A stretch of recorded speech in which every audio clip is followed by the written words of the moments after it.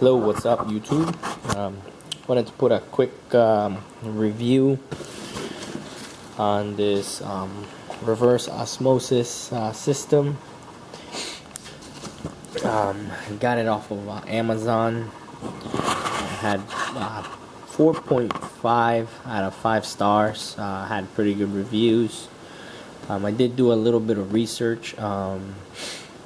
Between a bunch of other products, I couldn't really find anything that was kind of like a Cadillac for reverse osmosis systems.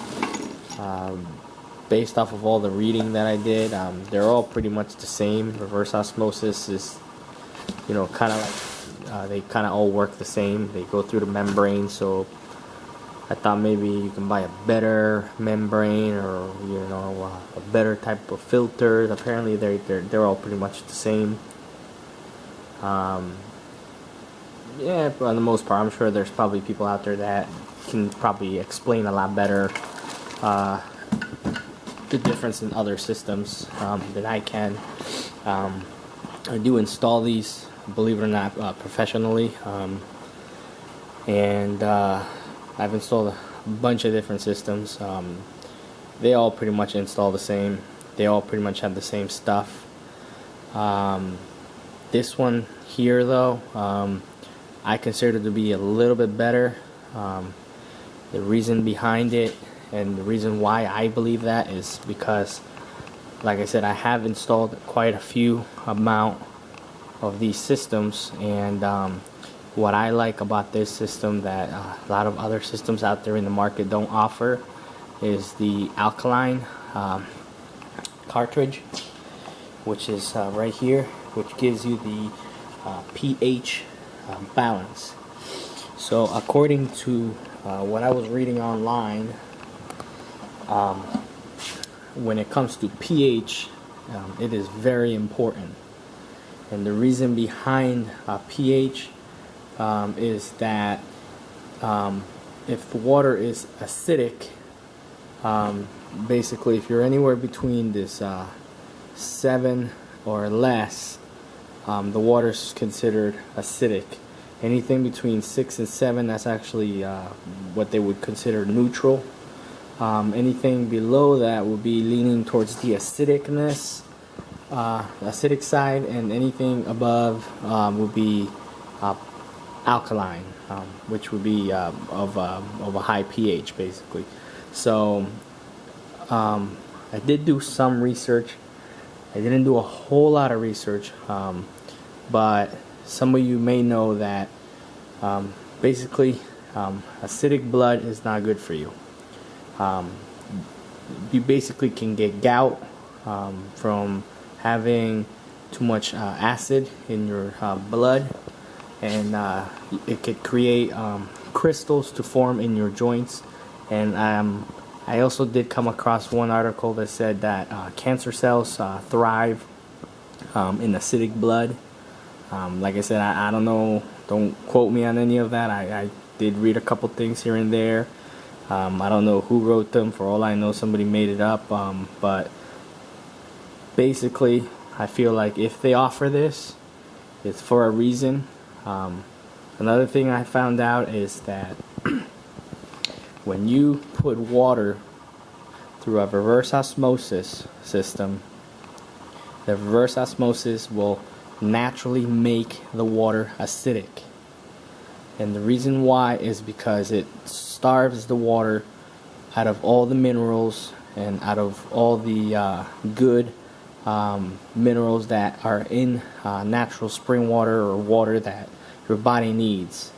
So basically, that's kind of why I made sure that the RO system had the alkaline pH plus, because this cartridge here will actually, after the water has gone through the entire filtration process, after it's gone through the carbon, the sediment filter, they got, I know, quite a few different filters down here, and then you've got the RO membrane, which is up here. After it's gone through that entire system, it's gonna finally go through the pH balancer and then go out the tap.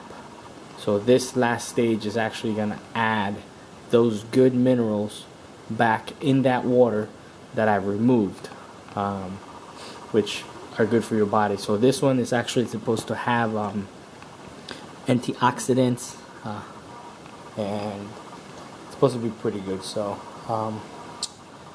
kind of wanted to put a little quick review here about it. Like I said, I've actually never installed one of these systems before. I did get this one off of Amazon. I believe the entire system with the Alkaline filter was $199 plus the shipping, which if you get the Amazon Prime, you pay, I think it's about $10 a month, and you get free shipping, and you get the benefits of you know, whatever they give you with Amazon Prime, whatever. Anyhow, so this is going to be the first time I actually install one of these systems.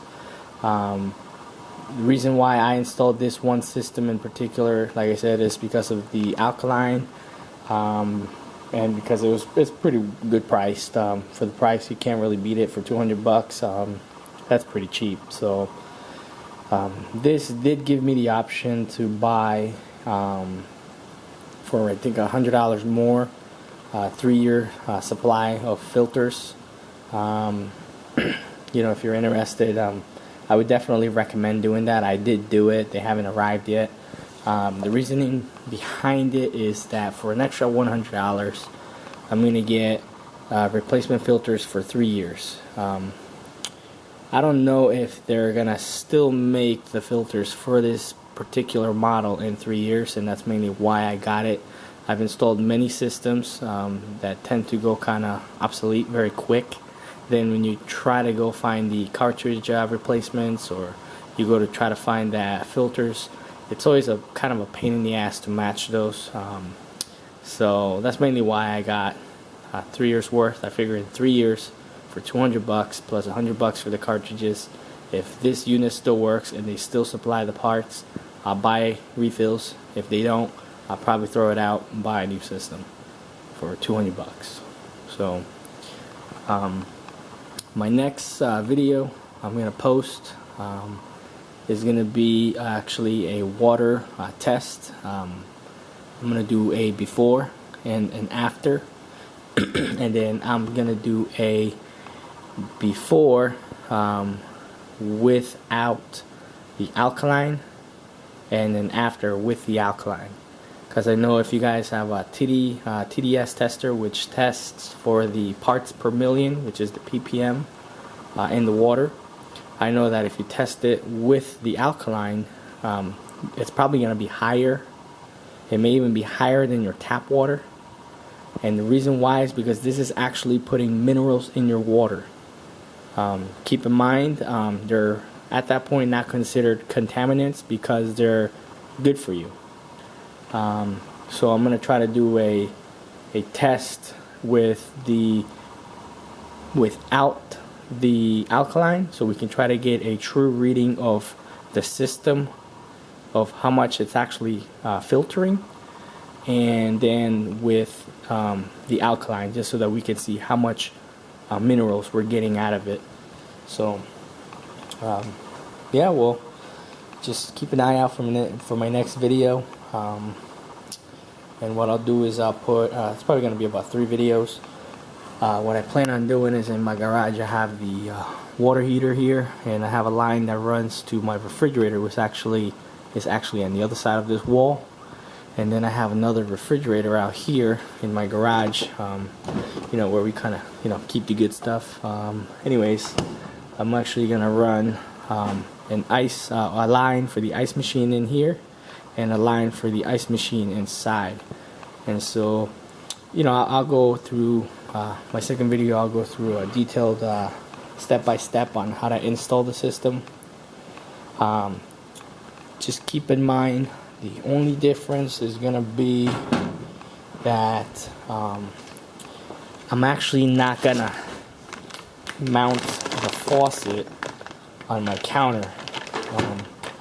The reason behind is my wife doesn't really like it. She thinks it's ugly. I don't really care for it either, because I don't see me ever using this. If I ever need cold water, I'm just gonna come and, you know, stick a cup in the machine and get some water from here.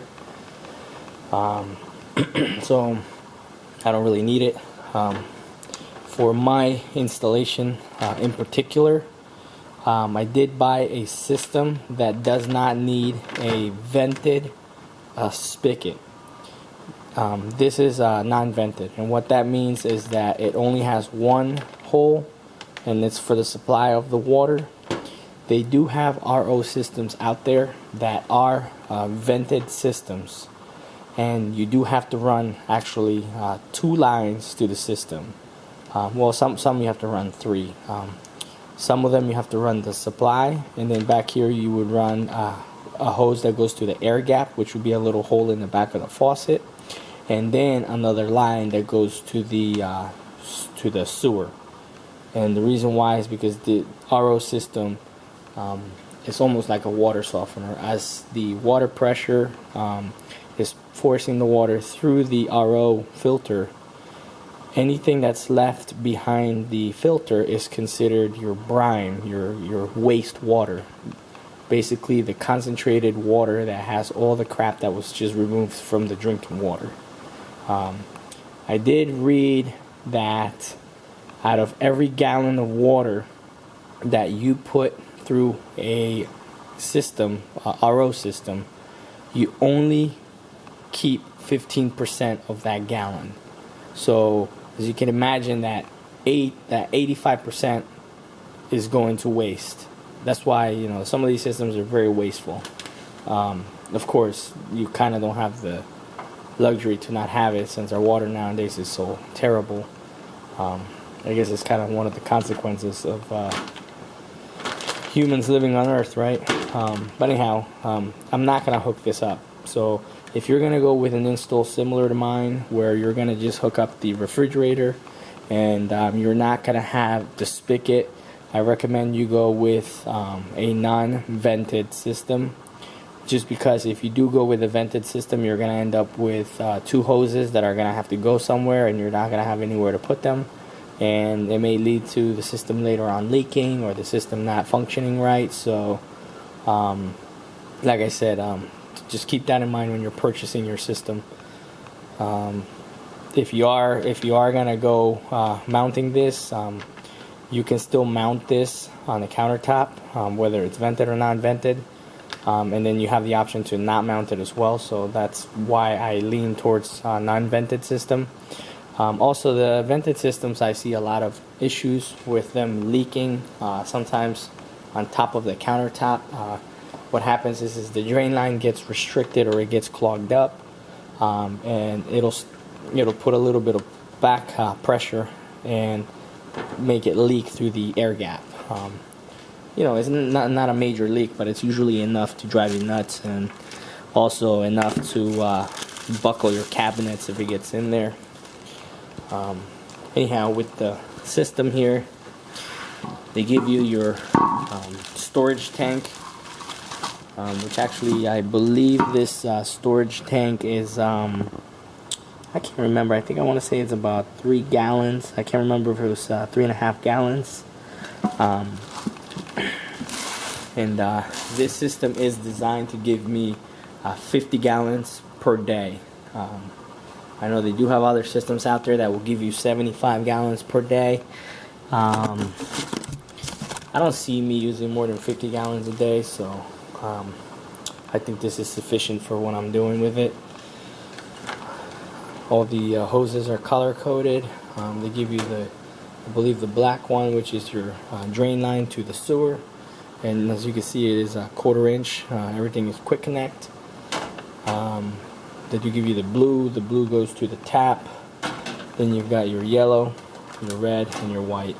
And as you can see, it is all color coded. So where the yellow plug goes, you connect the yellow hose with the blue to the blue, the black to the black, and red to the red, and the red does go to the I forget what the red goes to. Anyhow, when we go to the install process, I'll walk you through and show you how to do it. Just kind of going through the whole unboxing process. They give you the stand for the tank there. They do give you a full roll of Teflon tape, which you really don't need it. I think a lot of these fittings already come, they're quick connect, they come pretty ready to be set. So we've got the housing with the top filters. It's got a post filter, the RO filter, and the Alkaline.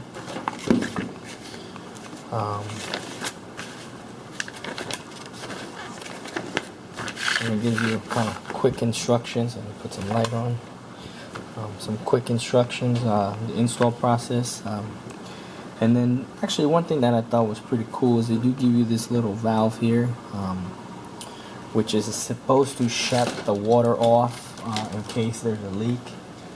And it actually looks pretty cool. I don't know where I put it for now, but anyway, we'll go through the install process. I'll walk you through it, we'll show it to you, we'll install it. I'm actually probably not going to use that since I'm not going to install this in a cabinet. I'm actually going to mount it out here where I can access it. And I'm not too concerned if it leaks in my garage. They do give you a shut-off valve. It's actually more like a piggyback. It's supposed to go on your valve that's existing inside your sink. The only thing I did find is that this valve is complete junk. And here's why. It comes with a reducing bushing that reduces it from 1/2 inch to 3/8. So you essentially have to screw this to your shutoff valve, then this to the top of this, then your faucet to over here. So to me, it's just too many joints. US is 3/8 standard on angle stops on the shutoff valves. I don't see why they just can't supply you with a 3/8 to 3/8 to 1/4 inch push. You can still use this; it'll work. Just feel like you're just adding one extra joint. So this will get by. This will work. I would definitely recommend maybe picking up a different one at Home Depot, Lowe's, or even ordering one online. Probably cost you about $7 to $9, and it could save you a potential leak in the future. So that's probably why they give you the roll of Teflon tape for this one right here. Then they give you all the other fittings, and then we have the saddle. This is your drain saddle. This actually goes around your P-trap, and then you drill a hole through it so that you can have the system drain to the sewer. These work okay. There's not much out there that you can use in substitution to that. They do the job, so it is what it is. And then we have the on-off, the shut-off valve for the tank, so that if you ever have to work on the system, you can just shut this off and you don't have to completely empty your tank, so that you don't waste any of your water. Definitely very handy, very good. And then they do give you a couple fittings for the filters. They go right here, so that you can go from 3/8 female threaded to 1/4 inch quick connect. And they did butter this up really nicely with Teflon tape, so you may have to remove some of that to get it right. I don't recommend screwing this in, jamming it in there, because this is a plastic housing, and I have seen these housings crack over here because of these fittings being too thick, and people, they just go and screw a fitting in there and tighten the piss out of it, and then with time crack the housing. So I'll probably remove this Teflon tape and put a liquid thread sealant. When it goes from plastic to plastic or metal to plastic, I find that works the best. So I'll probably do that with these, and then, you know, same with anything else that I might need. Like for example, this one I'll probably put some of that on there. So anyways, I'll walk you guys through that. Don't worry about it. I'll show you what I use. I'll show you how we do it. I'm sure you guys probably have other ways of doing it. It's just how I do it, and definitely follow my steps. It'll get you done. So yep. Hope you liked the video. And let me know what you think. Like I said, I will put another video of the install process, and then I will put a third video of the before and after for the water test. These are the housing with the filter. So we have a pre-carbon right here, and then we have sediment filter, which is just, you know, good old mesh.